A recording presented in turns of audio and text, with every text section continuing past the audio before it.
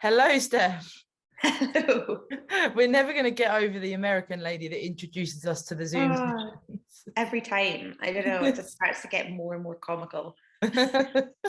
Why is this? I have no idea. I think it's because we're just like, she just appeared one day and now she's just, you can't get away from her. She's just like always there. Maybe that can be our New Year's resolution, to try and have some sort of kudos around the American introduction. Yeah, totally. It would be really cool if like every time it alternated and it was just like, I don't know, a different language or a different accent. I think that would be quite amusing. Yes. Come on, like the Zoom, up your game, like get some new your game.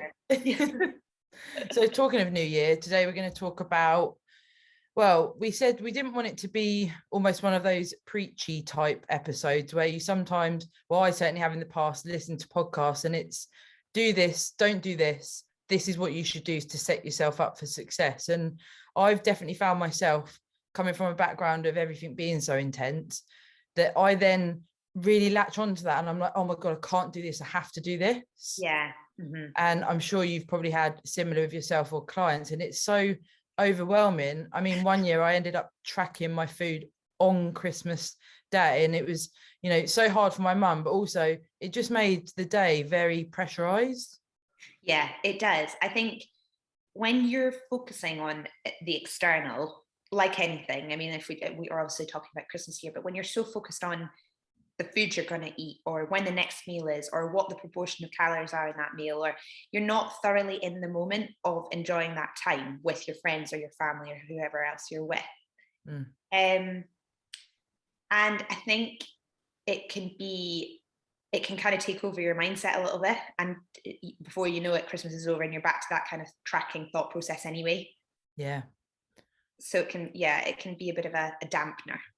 Yeah, and following on really from last week's episode, when you start to, pre-plan everything, when it's around these times that maybe you don't need to pre-plan, especially like we said before, if you're in prep, it's non-negotiable a lot of the time, and that's how it is. If you want to do your best, you're going to need to stick to your plan.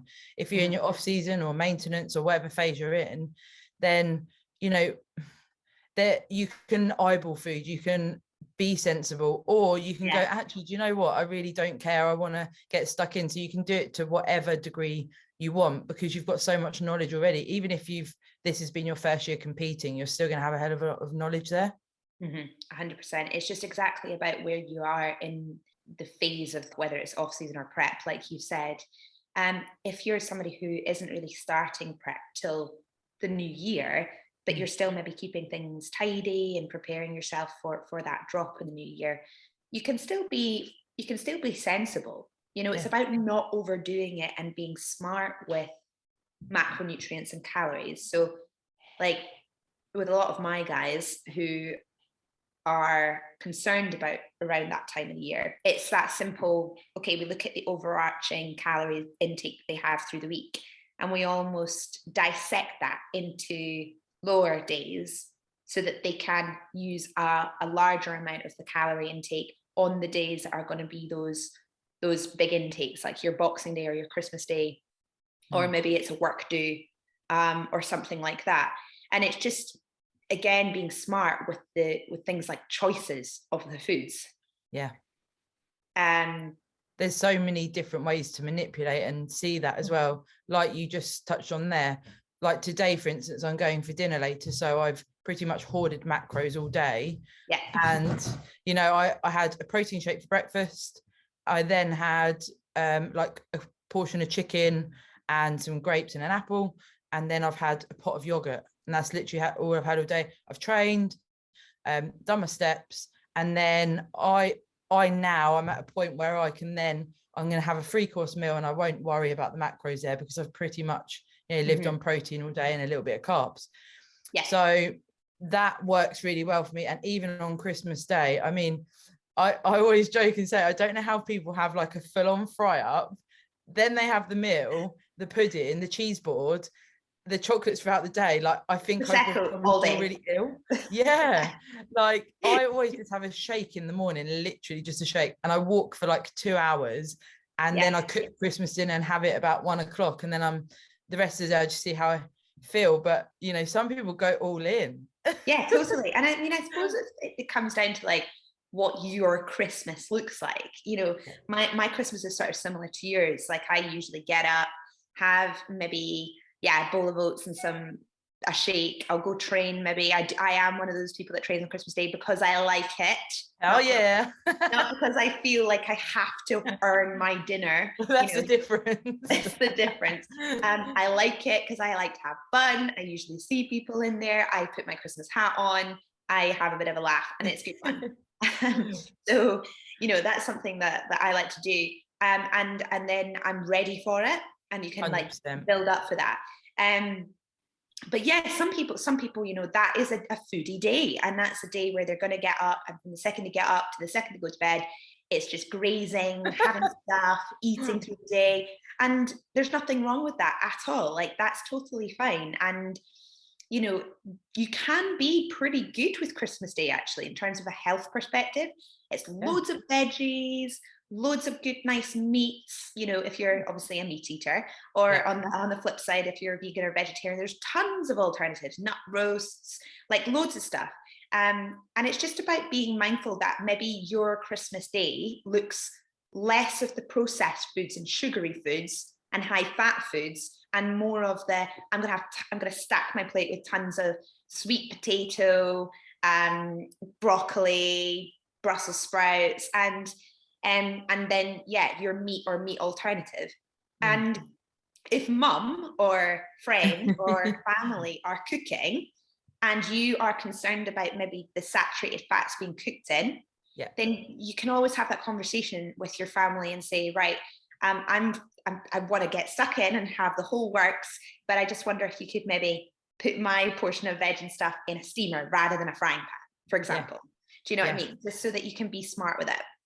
Yeah, I do exactly that. And I even cook, because roasties, for example, roast potatoes, like I don't mind them almost not dry fried, a bit of oil, but I'll just put a bit of olive oil and that's enough for me, and I keep turning them. Whereas, you know, your standard, maybe like we say, mum roast potatoes. It's goose fat. It's literally, goose fat, all the fats, and you know, they're all crispy and whatever. And most people like them like that, but I actually prefer them with the less fat. So it's not because I'm trying to save macros, it's just a preference. So I'll just do a little pot by the side, and then I prefer steamed, you know, broccoli, Brussels, whatever it is. Although, you know, other people that I sit with around the dinner table prefer like Brussels with the lardons and the butter and everything else. So you can have all the different options. And really, you know, if you're with your family and they know what you're doing, hopefully there can be an element of respect for what you're trying to achieve.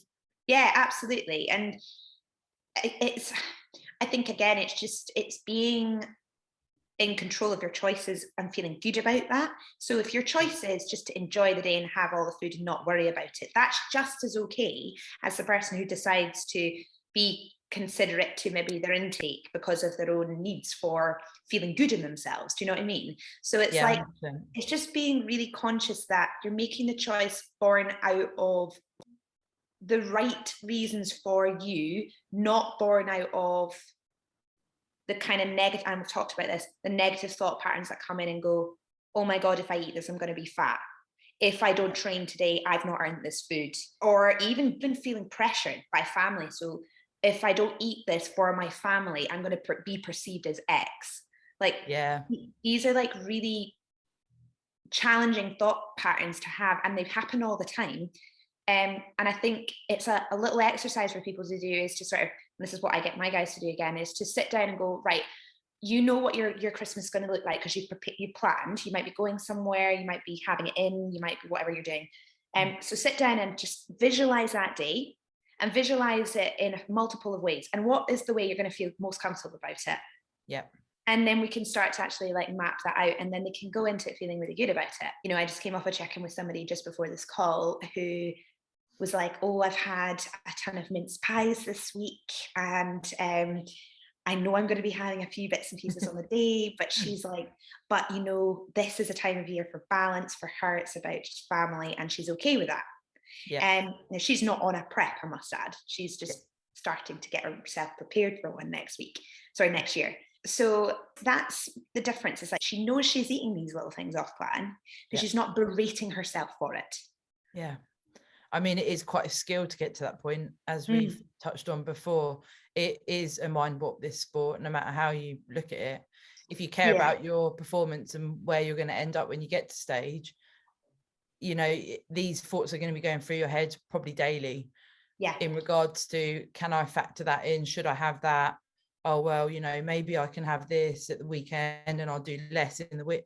All these things are, you know, going through your head on a daily basis. And there's so many scenarios I've got in my head where I've been around other bodybuilders and I still just love to observe and watch and listen and see how they behave. And sometimes I wish I could just get inside their head and go, it's okay. It's okay. You know, it's rife in our sport. And again, this is why it's so important for us to do these sessions, because it's a real mind warp, and we're at a point now where we can go into Christmas and we're okay with that.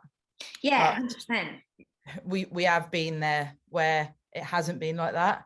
And I mean, I suppose on the flip side, like if you put yourself in that mindset, what are some of the things you can do when you're in that headspace? I guess we could go through maybe some scenarios of if we went from like Christmas Eve, and you know, what would potentially come up for general population or bodybuilders. So you know, most festivities start from Christmas Eve, don't they? 100%. I think that's a great idea. So I mean, Christmas Eve is where you might say you're going to get a takeaway on Christmas Eve.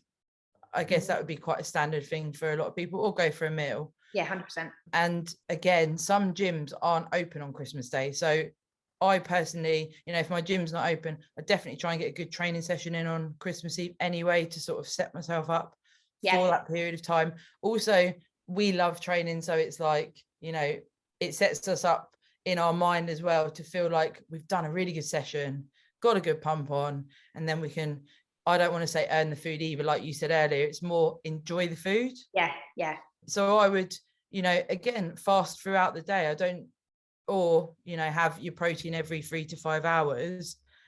There's not really a problem with that, is there? Because, you know, depending on what you're doing that day, I definitely keep protein in, but keeping the carbs and fats down to then allow for a really, really nice meal, whether it's a 3-course meal or you're gonna have a takeaway or whatever it may be, I think lends itself really well. Would you do similar stuff? Or I think that's a reasonable thing. You know, I agree. I think a lot of people will do something on the Christmas Eve, whether that's out for drinks with friends, got friends over, takeaway meal, maybe it's just making something fancy in. So it is again that being smart through the day, train on the Christmas Eve, because I definitely think it makes you feel better, and prepare like yourself as well, like for maybe the kind of fluctuations in water that you may accrue over the few days of having different stuff.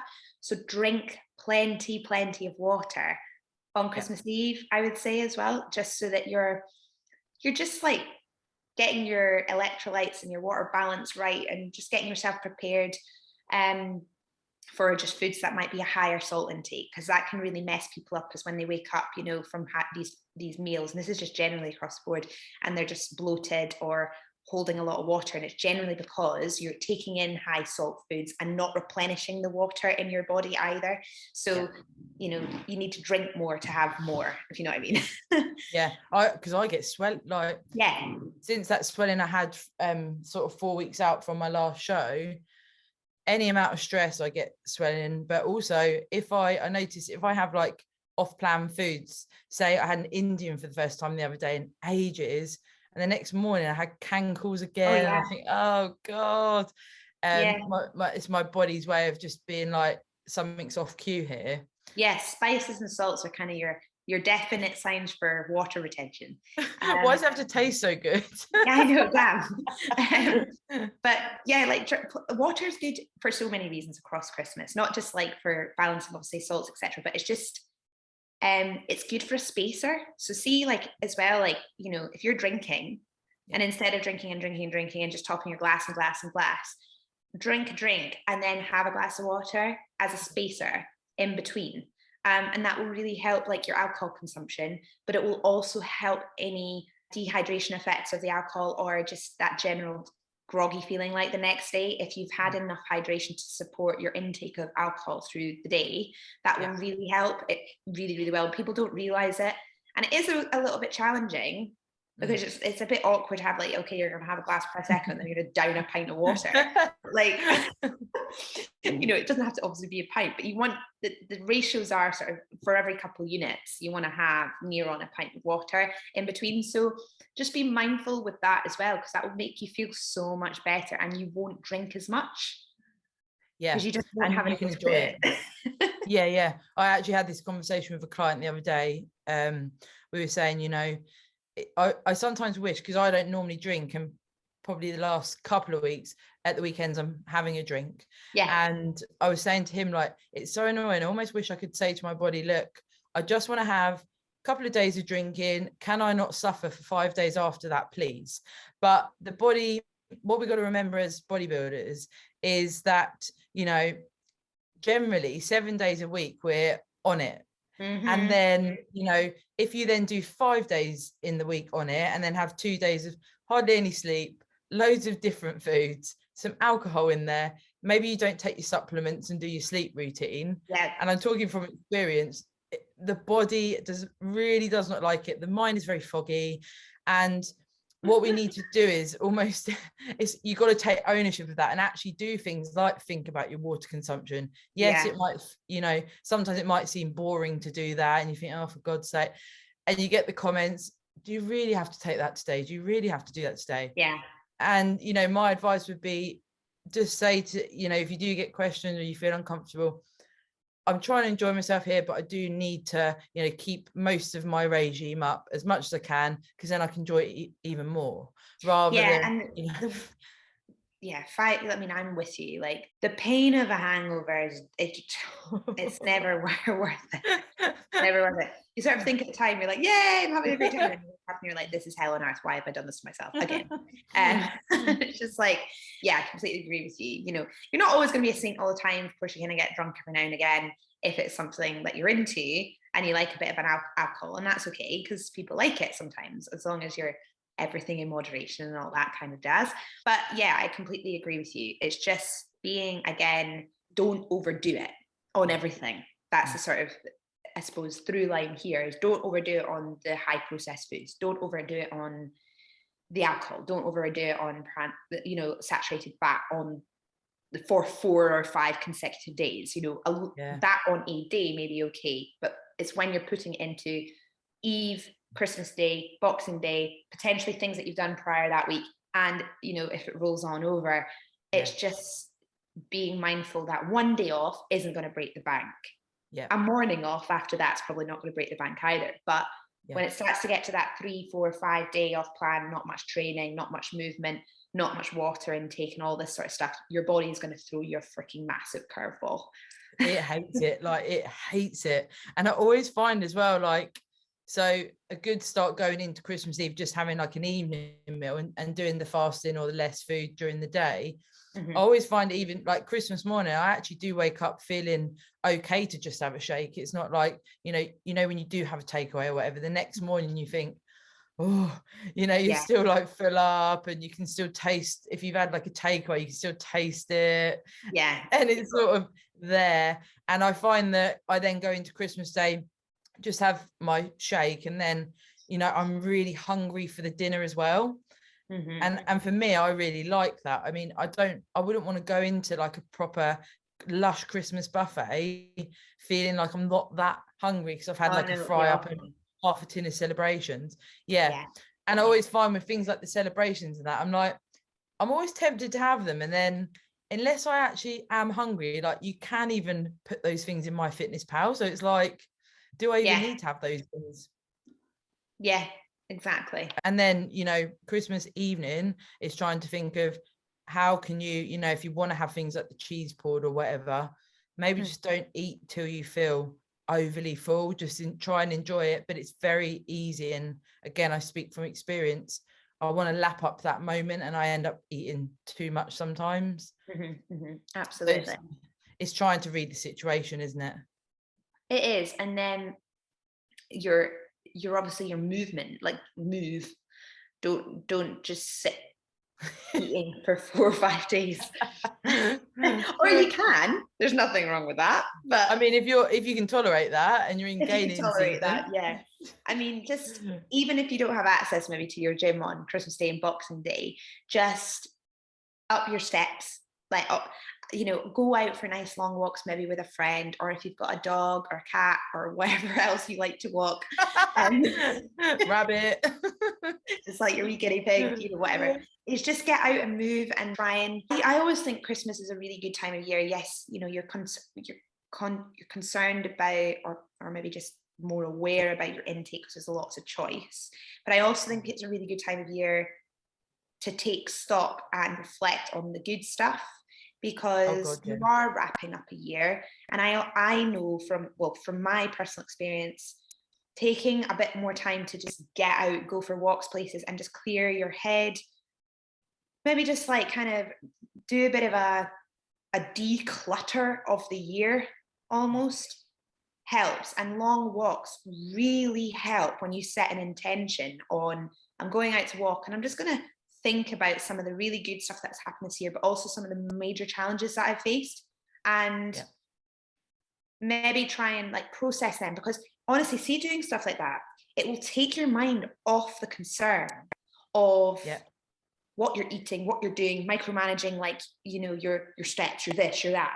You'll just be walking, but you'll be doing something that's productive as well for your own well-being. So I think if you can switch around, I need to do steps, to I'm going to take these walks and do something with a good intention in, for my mind, maybe listen to some of these crazy podcasts we do, whatever you want to do. Yes. Anything that just gets you out of your head space, that will really help as well, for sure. Yeah. And I guess, for people that have even competed for the first time, or whether people are seasoned competitors, what you can do when you reflect on the previous year is, how was your performance? What are you looking to improve on for the following year? What could you take from your performance? What is it you want to achieve competing, and using this sort of downtime, as it were, to have downtime, to do, like you say, a leisurely walk, rather than I have to do 10,000 steps, I have to do this, I have to do that. Yeah. Put a podcast in, walk, in the forest or on the beach, whatever it is, and reflect and understand what you want to do for the following year. Yeah, I love that. I think as well, it sets you up really nicely to then the new year. Yeah. Because that whole 2 weeks, like from sort of next week, the 20th, on to New Year, is really a time of stuff. Yeah. Like you say, you've had your Christmas Eve, you have your Christmas Day, you regret to go into boxing, and there's just like a lot of stuff that's not routined. And when people aren't routine, they can get a bit like, oh my God. Oh yeah. So it's just thinking, well, with not maybe having the routine as solid as it normally is, what else can I do with that time that's helpful and productive? And I think exactly that, off the back of having maybe some of those longer walks, that's a great chance to move into the following few days and sit with yourself and just go through. I do this all the time. I actually put one up on my Instagram last year of like, I do a 2021 like recap in my mind, and I write things down, and then I set intention for 22. And I've got like a thing that I use that I've just created. It's like a template. You can get loads of them if you search for them, but this is a specific one, just fitness oriented wise. And I'll just go through all of that and then map out some just key things I want to try and achieve. Now, not all of them might be, but I think it does then help you to go, okay, I've used some of this time productively in amongst all the fun stuff I'm doing, and the off-plan stuff I'm doing as well. So it keeps you a little bit more balanced, instead of just going, shit, everything is off routine, I'm freaking out. You know what I mean? Yeah. Because if you're not, some people don't even have like-minded friends, bodybuilders around them. Exactly. And if you've never really negated a Christmas period before, those friends that you spent Christmas with last year are going to potentially expect that you'll be, oh yeah, I'm all in this Christmas. And actually, it's very, very hard to just switch into, I can eat what I want, do what I want, not worry about all of the bodybuilding fundamentals that we do every day. And I just feel like it's so unrealistic to try and put that on yourself. I'm always in scenarios where I'll stay with friends or other people. And I've mentioned this before. Stephen says to me, like, you are very different in regards to a lot of other bodybuilders or people that train, because I can't take my foot completely off the gas. I find that very, very difficult. Yeah. You know, like if I miss my supplements for the day, I'm thinking, but I haven't done what I normally do. It's not because I feel like I have to, it's because I want to. Yeah. It's like your thing. Yeah. And same, like you said, with training, like I love training. It's not, you know, every boxing day I'm like, I want to train, especially because I'm fueled up from having more food. But I'm not fit, like you said earlier, I'm not like trying to offset what I've eaten. I'm trying to utilize that energy that I feel, you know, I'm like pumped to get in the gym and really train. Totally. And that's the mindset difference. It's like the excitement of putting the enjoyment of the food to good use, rather than that I have to train to get rid of some of this because I've eaten too much. Yeah. And it's in regards to that as well, you know, when you are thinking about what foods, if you're in control of your household and you're the one doing Christmas dinner, you know, you have got a good influence there as to what you buy in and what's going to then be available to you. So if there's certain things that you buy because you feel like everyone else will want it, but you want it, but you're not going to have it, you know, things like that, maybe just don't buy it. Because a lot of the time I think people don't actually notice. And if you're hosting, you're like, I need 8 desserts, and it's like, well, you probably don't need that many options. Like, you know, the first Christmas Eve, a pavlova, a pudding, someone might need some chocolate, but that person likes toffee, and it's like you end up, and then I really struggle with wasting food. So you know, if you're buying these things that are fresh and whatever else, they're not going to have that much of a sell by date. So if you overbuy, it's like, what are you going to then do? Throw it away? Or you know, and again, it's not a good way to go. But I think the undercurrent of today's podcast is trying to plan to set yourself up for success, but not over plan to then not enjoy it. Totally. Yeah. And that's no easy feat, to be honest. You know, every year I'll come across lots of different things that I personally find quite hard psychologically, and I imagine you come across different things each year as well. Yeah, I mean, I think it does take quite a long time to get here. It's an interesting one because I was reflecting on this the other day. Like, you know, at different stages of this bodybuilding journey that we do, things are really acute and heightened. So for anybody who's just off stage recently or come to the end of their season this year, this is going to be really important to you, because you're still going to be holding on to institutionalization of like bodybuilding right now. So it's going to be very hard for you to let go and have choice. And choice is very scary at this point for a lot of people. So these kind of tips and tools and writing down and preparing and setting an expectation for yourself are going to help you manage it. Whereas for somebody who's maybe deep in their off season and hasn't competed for maybe the last year or potentially more, you're going to be in a much better position. Well, not everyone, but you'll probably find that you're in a safer sort of mindset and a mind space that you can have choice and be cool with it and go to the gym and it really won't phase you. And then maybe after gym, you'll have a few things off, but you'll still be mindful of it. So there's like, it really does depend on where you are at. Like, you know, last time I stepped on stage was 2019. We're at the end of 21. Right now in my body, I could eat what I want and I won't really move very far because I'm just so maintained in this body weight, and I know roughly what's going on. If I have some food off plan, I know how to counteract it, and I feel very comfortable here. So for me, and I don't want to sound like I'm saying that like it's a great thing, it's just, it's very comfortable. I can have stuff off and it's cool, and I won't worry about it. Whereas I've got other people who are deep in their off season. One of them who was on stage very early this year in March, her off season started more around summertime, so she's had a lot longer to be in the off season, but she's still having to carefully manage the balance because she's fluctuating in weight quite heavily, and that's due to just maintenance hasn't been quite figured out and hormones haven't quite been figured out, etc. as well. So everyone will be at a different point at this, and you just have to be kind to yourself. I know that's a theme we say, but be really kind to yourself and think about, you know, do what's right for you on the day.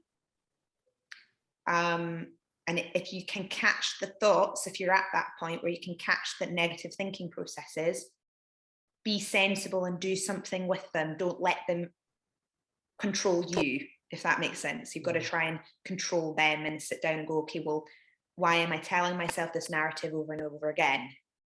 It's something that we need to kind of change so that you can be comfortable with the choices that you make. Yeah, I know what you mean by getting to that point in off season where you're pretty much, you might hover between like a kilogram or two. Yeah, that's and it. You And know what's going on. Yeah, and it's pretty comfy.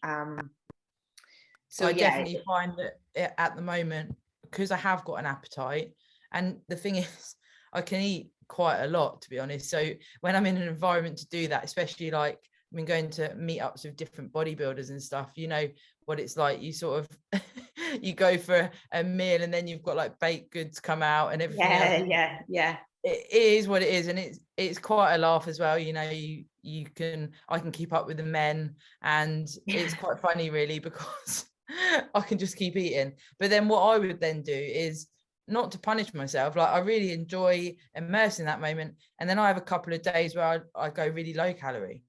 Yeah, and that's fair enough, and that's totally, and that works for you. Like that's helping you keep cool about your choices. So So many different ways.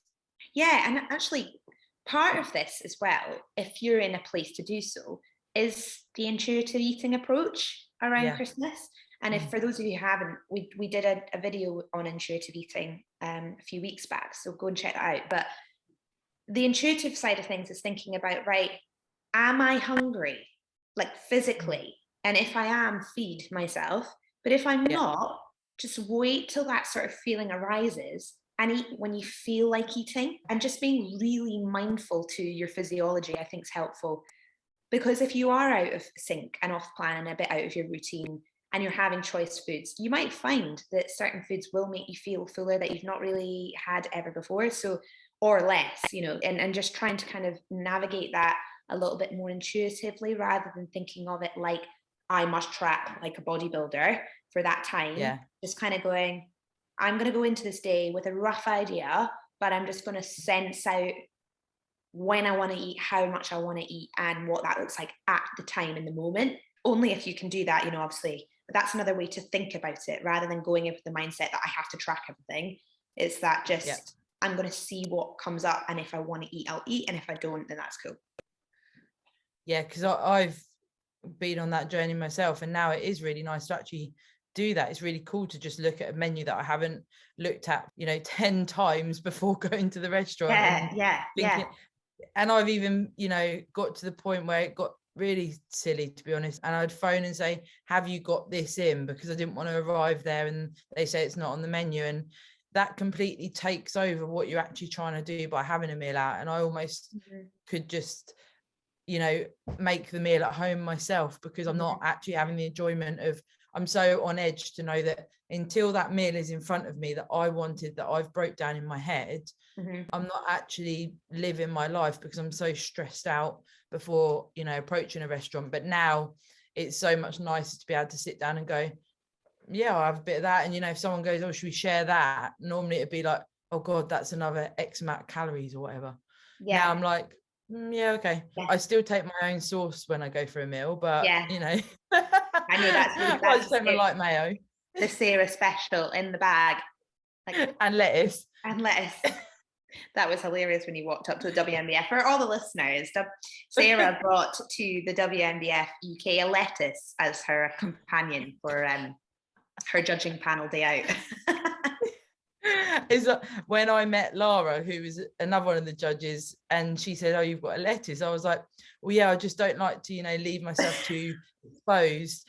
So I had a lettuce and like half a cooked chicken in my handbag, just in case. Your average bodybuilder. But like, there's certain quirky things that everyone will pick up on this journey. And you know, I used to feel like really self-conscious, but now I'm like, oh, do you know what? Like, if that's what I want to do and people say something, then whatever, I can make it into a laugh. But before I'd be like, oh my God, they hate going out with me. Why do I have to be like this? Yeah. Like all this negative thoughts. And I used to like, you know, that's probably the best way to look at it. Why am I like this? why do I feel like this? Mm-hmm. But ultimately it's because we care about our sport and what we're trying to do. It comes away from even the aesthetic appeal of what we're trying to do. It's what sits well for you psychologically, isn't it? Yeah, and it's like nourishing yourself with the foods you enjoy and knowing that they're close by on hand when you're maybe doing something out with your normal set of circumstances is helpful, because it just helps you kind of feel like, great, okay, in the event I might not have food or find food today or have like a place where I can go and get stuff that I want, I've brought this with me. And it's just that, it's that again, creating your environment and being prepared so that you're never going to feel like you're doing something that goes against your own values. Yeah, of course. And it's a bit like when you go into Boxing Day, isn't it? You know, not thinking Christmas Eve I had a meal in the evening, say Christmas Day, oh God, I had all this food, laying in bed thinking, well, I had this, this and this. And then, you know, Boxing Day, it's very common for it to be a celebration day with your family as well, like bubble and squeak or whatever. Mm-hmm.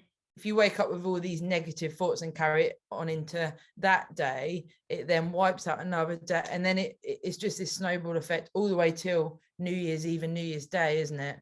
So again, you know, scenario wise, if you have got something where you're going to go for a meal or you've got a cold meats and bubble and squeak with your family on Boxing Day, taking those same tactics, you know, having a protein shake in the morning, going for a long walk, if you can get to the gym, go smash a workout. You know, think about having your water. I always like to almost load myself up on the fluids before I eat my main meal on these days, because you get full and then you don't want to drink as much. You know, just have thoughts about it, but try not to overstress and let that dominate the actual period of time. Yeah, totally. Couldn't agree more with you. Could not agree with more with you. And yeah, like it's I suppose the only other thing I would say is on a front of being mindful of is like emotional eating around Christmas as well. Like it is a time of like, it can be a time of loads, it can bring up loads of different things for different people this time of year. And you know, it's darker nights, we're obviously all going through this nonsense in the news with everything like being kind of going into this crazy period of rising cases and all of this with the COVID stuff. And it can affect you subconsciously as well as consciously. You know, like a lot of things can be kind of swirling around your head. And before you know it, you're maybe like a bit low, you're grabbing for like the chips and dip, you're, you know, and it can't, that side of it can be, you've got to be mindful as well, because I know for a fact that around this time of year is quite challenging for me. My brother lives in New Zealand. I never get to see him.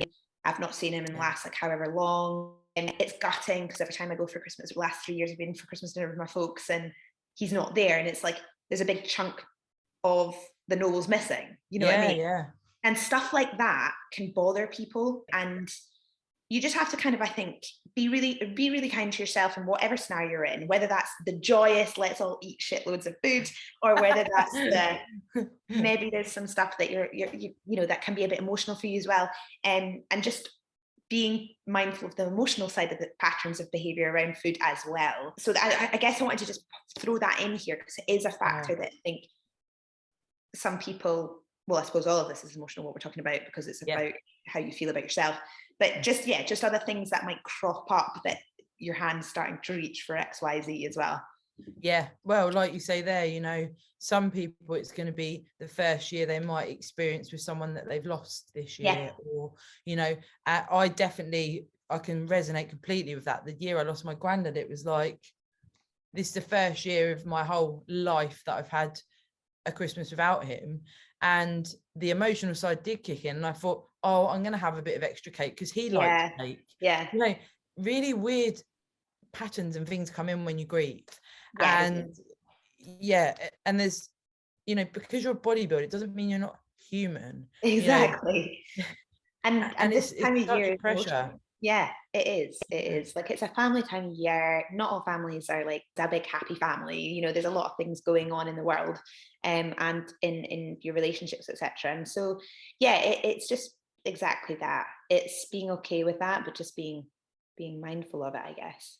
And in trying to enjoy the time, you know, whatever that means for you, people that are listening, if you enjoy doing certain things each year, and especially if it's your first time going into a Christmas period as a bodybuilder, just like you say, be kind to yourself, read the situation. It would be this is what Stephen always says to me, it'd be very hard to do enough damage to completely throw you off track in one day. Like, yeah, very true. you know, yeah, you've got to think it would be like 3,000 calories over your normal calories that you're taking on board for you to even put on a pound of, you know, roughly 3,000 to 3,500 calories to even consider putting on a pound. Now, if you look at things like doing your expenditure, keeping your fluid up, blah, blah, blah, blah, you know, you really can negate that. And it doesn't need to be an issue, but it's a psychological element that often gets us. So yeah, I mean, hopefully this has helped people just almost process things that might come up from our experiences and, you know, our rambles that we like to try and get out in the community, because like today, you know, we've had so much good feedback from the pod about posting off season. Shout out to and we only went live, you know, we haven't even been live for 24 hours, and I've had, like yourself, several messages saying please keep doing what you're doing. So you know, it's great. And our next episode, we're going to start talking about more the competitive stuff, getting ready for next year to compete and all of this type of stuff. So what's that like, choosing your show, how to go about that, lots of these cool things coming up. So hopefully this will take us into the Christmas period nicely, and everyone listening has enjoyed. Well, we started the pods in January doing a one-off, and it's just been so cool. So roll on 2022, where lots of things will happen for both of us and hopefully for all the listeners as well. 100%. I think that's a really good note to end on there. And a massive happy Christmas. I know. It's so weird. It's so weird. A virtual present for you all. Thank you for listening. Thanks for listening, guys. It has been an awesome 2021. We may try and get one out before the new year is in, but it's been really good. Keep sending us any topics that you want to see. Keep sharing all of the good stuff. And we love, like Sarah just said, we love to hear what impact these have had for you, because it really helps us understand just the kind of the ebb and flow of the topics and what's important. So thank you very much for getting behind us and listening, commenting, sharing, and all that good stuff. And we look forward to the new year.